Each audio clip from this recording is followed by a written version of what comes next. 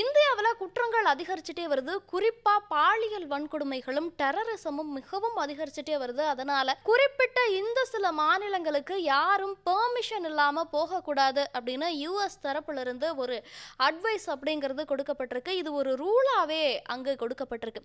என்ன நடந்தது, எந்தெந்த இடங்களுக்கு போகக்கூடாது அப்படின்னு சொல்லிட்டு தங்களுடைய சிட்டிசன்ஸை அமெரிக்கா எச்சரிச்சிருக்கு அப்படிங்கிற தகவல்களையும், எதனால் இவர்கள் இப்படியான ஒரு நடவடிக்கையை மேற்கொண்டிருக்கிறார்கள் அப்படிங்கிற தகவலையும் தான் பார்க்க போறோம்.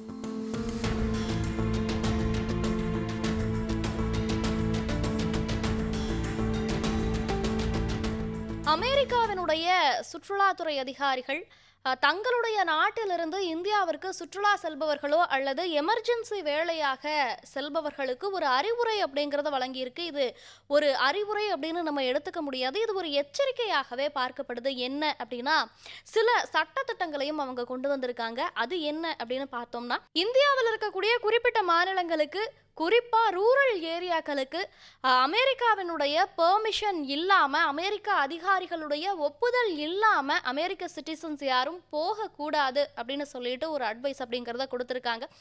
எதற்காக இது கொடுக்கப்பட்டிருக்கு அப்படின்னு அவர்கள் தரப்புல இருந்து சொல்லப்படுது அப்படின்னா, இந்தியாவில் குற்றங்கள் அதிகமாயிருச்சு. குறிப்பா யாரெல்லாம் சுற்றுலாக்கு போறாங்களோ, சுற்றுலா தலங்களை குறிவைத்து நடக்கக்கூடிய கிரைம் அப்படிங்கிறது அதிகரிச்சிருச்சு. அங்க மக்களுக்கு பிரியர் எந்த இன்ஸ்ட்ரக்ஷன்ஸுமே இல்லாம திடீர்னு நிறைய தாக்குதல்கள் நடைபெறுது. தாக்குதல் மட்டுமல்ல, பாலியல் வன்கொடுமைகள் நடைபெறுது. பாலியல் ரீதியான குற்றங்கள் மிகவும் அதிகமா நடைபெறுது. அதே போல டிராவல் ஏஜென்சிஸையும் சுற்றுலா பயணிகளையும் மட்டுமே குறிவைத்து வயலண்ட் கிரைம்ஸ் அப்படிங்கிறது அங்க நடந்துட்டு இருக்கு. அதனால இந்தியாவிற்கு குறிப்பிட்ட மாநிலங்களுக்கு போகணும் அப்படின்னா அதிகாரிகளுடைய ஒப்புதல் இல்லாம யாரும் போகக்கூடாது அப்படின்னு அமெரிக்க தரப்புல இருந்து தெரிவிக்கப்பட்டிருக்கு. எந்தெந்த மாநிலங்களுக்கு அப்படின்னு பார்த்தா, பீகார், ஜார்க்கண்ட், வெஸ்ட் பெங்கால், மேகாலயா போன்ற மாநிலங்களுக்கும் சரி, ஆந்திர பிரதேஷ், அதே போல மத்திய பிரதேஷ் போன்ற மாநிலங்களுக்கும் சரி, யாரும் அமெரிக்க அதிகாரிகளுடைய ஒப்புதல் இல்லாமல் போகக்கூடாது அப்படிங்கிற ஒரு உத்தரவு அப்படிங்கிறது பிறப்பிக்கப்பட்டிருக்கு. சரி,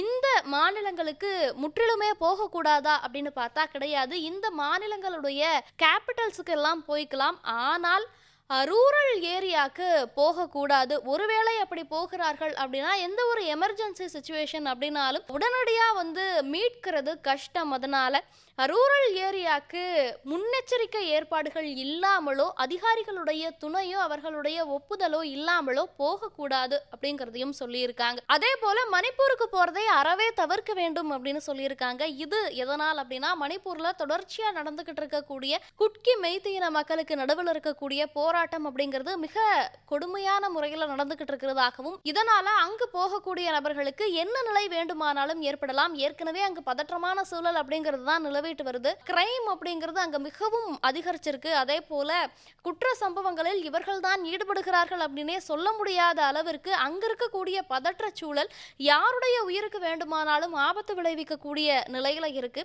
அதே போல பாலியல் ரீதியான குற்றங்களும் அப்படித்தான் இருக்கு. அதனால மணிப்பூர் செல்வதை அறவே தவிர்க்க வேண்டும் அப்படிங்கிறதையும் யுஎஸ் அட்வைசரி சொல்லியிருக்காங்க. இந்த இடங்களுக்கெல்லாம் அறவே போக கூடாதா அப்படின்னு கேட்டா கிடையாது. எமர்ஜென்சி சிச்சுவேஷன் அப்படிங்கிற நிலையில அமெரிக்க அதிகாரிகளுடைய ஒப்புதலோட அங்கு போலாம், முன்னெச்சரிக்கை நடவடிக்கையோடு அங்கு போலாம். ஆனால் எமர்ஜென்சி சிச்சுவேஷன் இல்ல அப்படின்னா இந்த மாநிலங்களுக்கு எல்லாம் செல்வதை அறவே தவிர்ப்பது நல்லது அப்படின்னு அவர்கள் தரப்புல இருந்து ஒரு உத்தரவு அப்படிங்கிறதே பிறப்பிக்கப்பட்டிருக்கு. இந்தியாவுக்கு போகாதீங்க, இந்தியால குற்றங்கள் அதிகரிச்சிருக்கு, குறிப்பா பாலியல் ரீதியான குற்றங்கள் அதிகரிச்சிருக்கு, டூரிஸ்ட குறிவச்சு தாக்குதல் நடத்துறதாகட்டும், இல்லை அவங்க கிட்ட பணம் பறிப்பில் ஈடுபடுறதுல இருந்து பாலியல் வன்கொடுமைகள் நடக்கிறதாகட்டும், இவை எல்லாமே நாளுக்கு நாள் மிகவும் அதிகரிச்சுட்டே வரக்கூடிய நிலையில இந்த குற்றங்கள் எல்லாம் மிகவும் மோசமான ரீதியில போய்கிட்டு இருக்கிறதுனால அங்கு யாரும் போகாதீர்கள் அப்படின்னு அமெரிக்க அரசாங்கம் தரப்புல இருந்து சொல்லப்பட்டிருக்கு. இது பத்தி நீங்க என்ன நினைக்கிறீங்க? இது குறித்தான உங்களுடைய பார்வை என்ன அப்படிங்கிறத கமெண்ட்ல சொல்லுங்க.